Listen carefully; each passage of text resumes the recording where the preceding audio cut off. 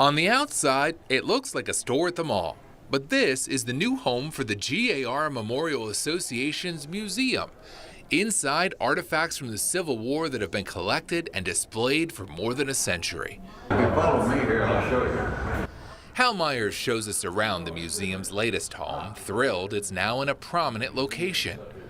Oh, we think it's fantastic. It was very difficult over at City Hall to do such as that.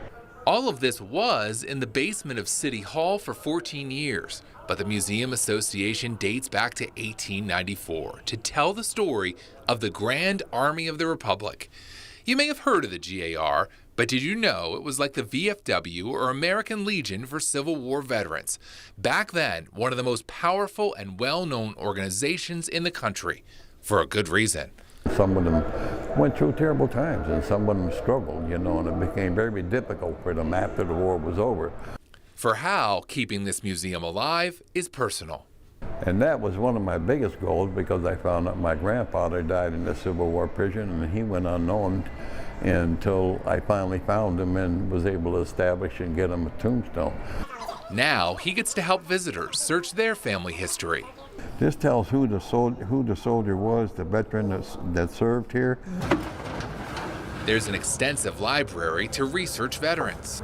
And they're all in alphabetical order. It's made my life goal is to locate these people and things. So when people come in here to the museum, we do that.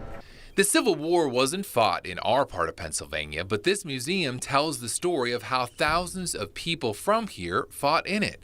Hal says you may find your own family connection here. Through these years, as I researched and got into my family tree, I realized that there's over 300 people in my family that served in the Civil War. Now that it's open at Steamtown, you can come explore. It's $5 for adults, closed on Tuesdays and Thursdays. John Meyer, Newswatch 16, on the Pennsylvania Road in Scranton.